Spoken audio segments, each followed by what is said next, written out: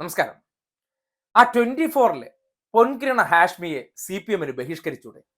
എന്തിനാണ് ആ വിടുവായന്റെ മുന്നിൽ പോയി ചർച്ച എന്ന രീതിയിലൊക്കെ പോയി ഇരുന്നു കൊടുക്കുന്നത്? പ്രത്യേക അജണ്ട സെറ്റ് ചെയ്ത് സംഘപരിവാറുകാരുമായിട്ടോ അല്ലെങ്കിൽ ജമാഅത്ത് ഇസ്ലാമി ആയിട്ടോ മൗദൂദികളായിട്ടോ അല്ലെങ്കിൽ കോൺഗ്രസ്സുകാരായിട്ടൊക്കെ ഗൂഢാലോചന നടത്തി ഓരോ ചാനൽ ചർച്ചയ്ക്കും അവർ ഒരു അജണ്ട സൃഷ്ടിച്ചു വെച്ചിട്ട് ഇടതുപക്ഷത്തെ പ്രതിനിധിയെ വിളിച്ചിരുത്തി അവഹേളിച്ച് വിടുന്ന ഒരു പരിപാടി വെച്ച് നടത്തുകയാണ്. ആ റിപ്പോർട്ടർ ചാനലിലെ ഇവരുടെ ഇതേ അജണ്ടയുടെ ഭാഗമായി പ്രവർത്തിക്കുന്ന സ്മൃതി പരുത്തിക്കാടിനെ ഈ അടുത്ത കാലത്ത് ബഹിഷ്കരിക്കാൻ തീരുമാനിച്ച പോലെ ഇന്നലത്തെ ഒരു ഒറ്റ ചർച്ച മുൻനിർത്തി ഹാഷ്മി താജ് ഇബ്രാഹിം എന്ന വിടുവായനായിട്ടുള്ള അവതാരകനെ ബഹിഷ്കരിക്കാൻ തയ്യാറാകണം. കാര്യം ഇന്നലത്തെ ചാനൽ ചർച്ച ഡിവൈഎഫ്ഐയുടെ സംസ്ഥാന പ്രസിഡന്റ് ആയിട്ടുള്ള വി വസീഫാണ് ചാനൽ ചർച്ചയിൽ അതിഥിയായി പങ്കെടുത്തത്. ആ ചർച്ച കണ്ടിരുന്ന ആർക്കായിരുന്നാലും ഹാഷ്മി താജ് ഇബ്രാഹിമിനോട് വി വസീഫ് രോഷാകുലനായി സംസാരിച്ച അല്ലെങ്കിൽ പ്രകോപനത്തിൽ സംസാരിച്ചതിനെ ഒരിക്കലും കുറ്റം പറയാൻ പറ്റില്ല. കാര്യം ഈ ഇടതുപക്ഷത്തിന്റെ സൈബർ ആചാര്യനാണ്, അത് അദ്ദേഹത്തെ വിമർശിച്ചു, നിങ്ങൾ അവരെ തള്ളിപ്പറയോ, ഇതൊക്കെ തനിക്കുണ്ടായ അനുഭവത്തിന് ചിലരെ കൊണ്ട് മറുപടി പറയിക്കാനാണ് ഇയാൾ ശ്രമിക്കുന്നതെന്ന് ബോധ്യപ്പെടുകയാണ്. അതായത് ഇയാൾ ഈ ഒരു ചാനൽ ഫ്ലോറിൽ ഇരുന്ന് നടത്തുന്ന വിടുവായത്തരങ്ങൾ, ആ വിടുവായത്തരങ്ങൾക്ക് പലരും വിമർശനം ഉന്നയിച്ചെന്നിരിക്കും. അതിനെയൊക്കെ കണക്ക് കൂട്ടി വെച്ചിട്ട് ഈ ചാനൽ ഫ്ലോറിൽ വന്നിരുന്ന് മറ്റൊരു വിഷയത്തിന്റെ ചർച്ചയ്ക്ക് വരുമ്പോൾ അതിനൊക്കെ മറുപടി പറയിക്കാമെന്നാണ് ഇയാൾ കരുതി വെക്കുന്നത്. അതിന് ഒരു വിഷയം കൊണ്ടുവരിക, അതിന്റെ മറപിടിച്ചിട്ട് വ്യക്തിപരമായിട്ടുള്ള വിഷയങ്ങൾ ഇതിലേക്ക് എടുത്ത് ഇടകലർത്തുക, ഇതാണ് ചെയ്തുകൊണ്ടിരിക്കുന്നത്. ഇന്നലത്തെ ആ വിഷയവുമായി ബന്ധപ്പെട്ട ആ പ്രതികരണം ഇവിടെ കാണിക്കാൻ പറ്റില്ല. 24-ലെ മറ്റൊരു കണ്ടന്റ് നായർ അദ്ദേഹത്തിന്റെ ചാനലിൽ ഏതെങ്കിലും ഒരു പാർട്ട് എടുത്ത് കൊടുത്തു കഴിഞ്ഞാൽ ഉടൻ റിപ്പോർട്ട് അടിക്കുക, കോപ്പിറൈറ്റ് ഇഷ്യൂ ഉണ്ടാക്കുക, ചാനലിന് പ്രശ്നം ഉണ്ടാക്കുന്ന ഒരു വല്ലാത്ത വിശാല ഹൃദയനാണ്. അപ്പോ പൊൻകിരണ ഹാഷ്മിയെ കുറിച്ച് നമ്മൾ പറഞ്ഞു വരുമ്പോൾ ഇന്നലെ അദ്ദേഹം നടത്തിയ ആ ഇടപെടൽ, ആ ഒരു ചാനൽ ചർച്ചയ്ക്കിടെ പ്രകോപനം സൃഷ്ടിച്ചത് ഹാഷ്മി. അതിന്റെ അടിസ്ഥാനത്തിലാണ് വളരെ സരസമായി സംസാരിക്കാൻ ശ്രമിച്ച ആളെ അനാവശ്യമായ പ്രകോപനത്തിലേക്ക് കൊണ്ടുപോവുകയാണ്. അതിനുശേഷം പ്രകോപനം ഉണ്ടാകുമ്പോൾ നീ പോടാ വാടാ എടാ എന്നുള്ള നിലയ്ക്കുള്ള വിളിയിലേക്ക് അത് എത്തുകയാണ്. അത് എരന്ന് വാങ്ങിയതാണെന്ന് വേണമെങ്കിൽ പറയാം. കാര്യം ക്ഷണിച്ചു വരുത്തുന്നതാണ് ചർച്ചയ്ക്കെത്തുന്ന അതിഥികൾ, അവരോട് മര്യാദയ്ക്ക് പെരുമാറില്ല. തനിക്കുള്ള ഒരു ആത്മവിദ്വേഷമുണ്ട്, തനിക്ക് കുറെ ചാപ്പ കിട്ടിയിട്ടുള്ളതാണ്. ആ ചാപ്പ എന്തിനാണ് കിട്ടിയത്? അത് കയ്യിരിപ്പിന്റെ അടിസ്ഥാനത്തിലാണ്. അടുത്ത കാലത്ത് തന്നെ രണ്ട് സംഭവങ്ങൾ പറയാം. ഒന്ന്, മുഖ്യമന്ത്രിയുടെ മകൾ വീണ വിജയനെതിരെ മാത്യു കുഴൽനാടൻ എന്ന കോൺഗ്രസ്സുകാരൻ ഒരു വ്യാജ പരാതിയുമായിട്ട് വിജിലൻസ് കോടതിയിൽ പോയപ്പോൾ അന്ന് കഥാപ്രസംഗം നടത്തിയവനാണ് ഈ പറയുന്ന ഹാഷ്മി താജ് ഇബ്രാഹിം എന്ന പൊൻകിരണം. പിന്നീട് ആ കേസ് തള്ളിക്കളയുമ്പോൾ അദ്ദേഹത്തിന് കഥാപ്രസംഗവും ഇല്ല, ഒരു നോർമൽ ഇൻട്രോ ഇട്ടുകൊണ്ടാണ് അത് തുടങ്ങുന്നത്. കാര്യം ഇന്നലെ പറഞ്ഞതിനെ തള്ളിപ്പറയാൻ പറ്റില്ലല്ലോ. അതിനുശേഷം ഇപ്പോൾ ഷോൺ ജോർജിന്റെ വിഷയം വന്നു, അതെടുത്തിട്ട് അലക്കാൻ വേണ്ടി ചാടി പുറപ്പെട്ടല്ലോ. അതും തെറ്റാണെന്ന് തെളിയിക്കപ്പെട്ടു. എവിടെയെങ്കിലും മാപ്പ് പറയുകയോ തിരുത്തി പറയുകയോ ഷോൺ ജോർജിനെ വിളിച്ചിരുത്തി പൊളിക്കുന്ന സാഹചര്യം ഉണ്ടായോ? ഉണ്ടായില്ല. അപ്പോ ഈ ഒരു കച്ചവടം അത് പൂട്ടിക്കേണ്ട സമയമായി. ഏതുപോലെ റിപ്പോർട്ടർ ചാനലിലെ ഇവരുടെ അജണ്ട സെറ്റ് ചെയ്യുന്ന വേറൊരാൾ ഉണ്ടായിരുന്നല്ലോ, സ്മൃതി പരുത്തിക്കുരു. സ്മൃതി പരുത്തിക്കുരുവിന് ഇതുപോലെ കോൺഗ്രസ്സുകാരായിട്ടൊക്കെ വലിയ കൂടിയാലോചനകളൊക്കെ നടത്തിയിട്ട് ഇവർ തമ്മിൽ പരസ്പരം വാട്സപ്പ് യൂണിവേഴ്സിറ്റി വഴിയുള്ള ചർച്ചകളൊക്കെ നടത്തിയിട്ടാണല്ലോ വൈകിട്ട് അജണ്ട സെറ്റ് ചെയ്ത് വരുന്നത്.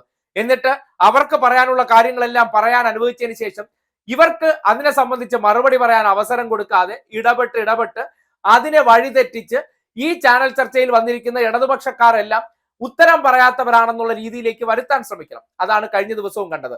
വിഷയമായി എടുത്തത് ഇപ്പോ മുഖ്യമന്ത്രി പിണറായി വിജയൻ ഗീവർഗീസ് മാർ കൂറിയോസിനെ കുറിച്ച് പറഞ്ഞ വാചകമാണ്.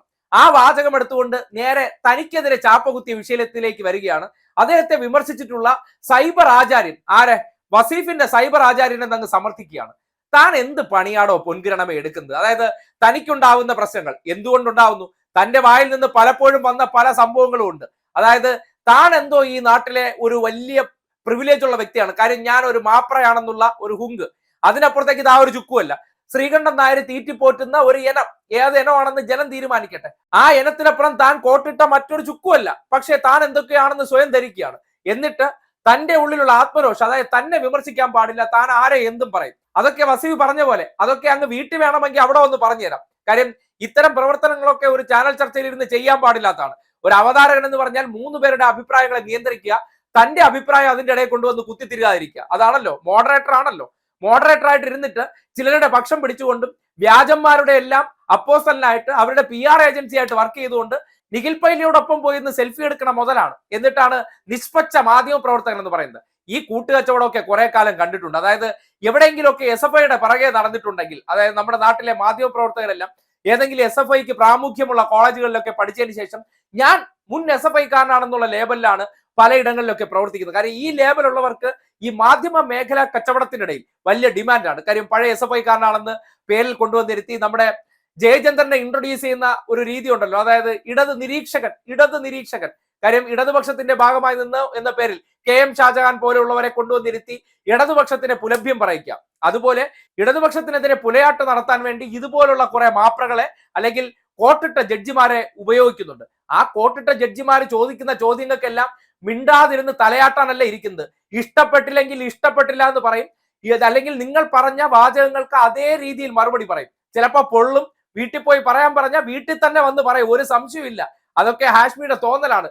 പഴയ SFI കാരനെന്നൊക്കെ വലിയ ഊറ്റം കൊള്ളുന്ന വ്യക്തി ആ രീതിയിലൊക്കെ പറഞ്ഞ് അന്നത്തെ കാലഘട്ടത്തിൽ ആ കോളേജിലൊക്കെ ഇതൊക്കെ ആയിരുന്നല്ലോ എന്ന് ഓർത്ത് സഹതപിക്കേണ്ടി വരികയാണ്. കാര്യം നിഷ്പക്ഷത ചമയാൻ ശ്രമിക്കുന്നതാണ്. കണ്ടില്ലേ, നിഖിൽ പൈലിയോടൊപ്പം, വ്യാജനോടൊപ്പം, ഷാഫി പറമ്പിലിനോടൊപ്പം ഒക്കെ ഒരേ ഫ്രെയിമിൽ വരികയാണ്. അവിടെയൊക്കെ തമാശ പറഞ്ഞ് ഉല്ലസിച്ച് നിന്ന വ്യക്തി ആ കാര്യമൊക്കെ പറയുമ്പോൾ പൊള്ളലുണ്ടാകുകയാണ്. കാര്യം എന്താണ് താനെന്ന് ഈ സമൂഹം മനസ്സിലാക്കി കഴിഞ്ഞു. പിന്നെ ഇടതുപക്ഷത്തിന്റെ കാര്യങ്ങൾ വരുമ്പോഴും ഇടതുപക്ഷത്തിന്റെ വിഷയങ്ങൾ വരുമ്പോഴും വല്ലാത്തൊരു ആത്മരോഷവും വല്ലാത്തൊരു വിറളി ഉണ്ടാകുന്നുണ്ട്.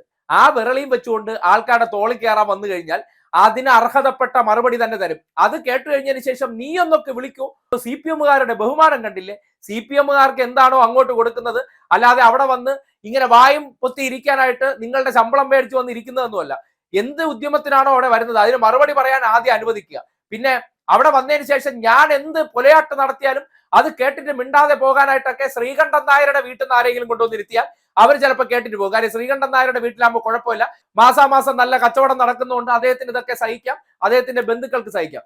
ബാക്കിയുള്ളവർ സഹിക്കണമെന്ന് ഇങ്ങോട്ട് പറയല്ലേ, നല്ല മറുപടി കിട്ടും. അതിന്റെ അടിസ്ഥാനത്തിൽ തന്നെയാണ് ഹാഷ്മിക്കൊക്കെ നീ എന്നും പോടാ എടാ വാടാന്നൊക്കെയും ഇനി ചിലപ്പോൾ ഇതും കടന്നു പോകുന്ന അവസ്ഥയിലേക്കൊക്കെ. ഇതിപ്പോ ഇടതുപക്ഷക്കാരായതുകൊണ്ട് ഇതിൽ നിന്നു, ബാക്കി ഒട്ടകമൊക്കെ കയറി ഇന്ന് മേയണയൊക്കെ കണ്ടു കഴിഞ്ഞാൽ പെറ്റ തള്ള സൈക്കിൾ അന്നൊക്കെ ഈ പഞ്ചപുച്ഛം അടക്കി വാങ്ങി പോക്കറ്റിൽ വെച്ചുകൊണ്ട് പോകും.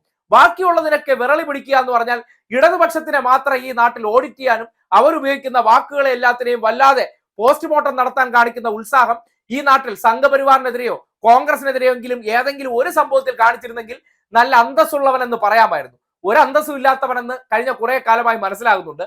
അതുകൊണ്ട് ഇവരുടെയൊക്കെ കൊട്ടേഷൻ എടുത്തുകൊണ്ട് വന്ന് ഇടതുപക്ഷക്കാരെ മൂക്കിക്കയറ്റാന്ന് പറഞ്ഞാൽ ഹാഷ്മി അതൊക്കെ അങ്ങ് സ്വന്തം വീട്ടിൽ പോയി ചെയ്താൽ ബാക്കിയുള്ളവർ അതെല്ലാം കേട്ട് സഹിഷ്ണുതയോടെ ഇരിക്കുമായിരിക്കും. പക്ഷെ അവിടെ ഗസ്റ്റ് ആയിട്ട് വരുന്നവർ അത് കേൾക്കണമെന്നില്ല. അതുകൊണ്ട് ഈ പരിപാടിയൊക്കെ ചുരുട്ടി കൈവച്ചേക്കാൻ മാത്രമേ പറയുന്നുള്ളൂ. ഇടതുപക്ഷം അടിയന്തരമായി എടുക്കേണ്ട തീരുമാനം ഇതുപോലുള്ള ചില കോൺഗ്രസ് സംഘി ഏജന്റുകളുടെ കൊട്ടേഷൻ എടുത്തു വരുന്ന കണ്ടൻ നായർ കൊടുക്കുന്ന അസൈൻമെന്റ് അതേപടി നടപ്പാക്കാൻ ശ്രമിക്കുന്ന ഈ യജമാന സ്നേഹമുള്ളവരെയൊക്കെ അങ്ങ് ബഹിഷ്കരിക്കുക. പോണെങ്കിൽ അങ്ങ് പോട്ടെ എന്ന് വിചാരിക്കണം. കാര്യം ഇവരൊക്കെ വിചാരിച്ചിട്ടാണോ ഈ കാര്യങ്ങളൊക്കെ നടക്കുന്നത്?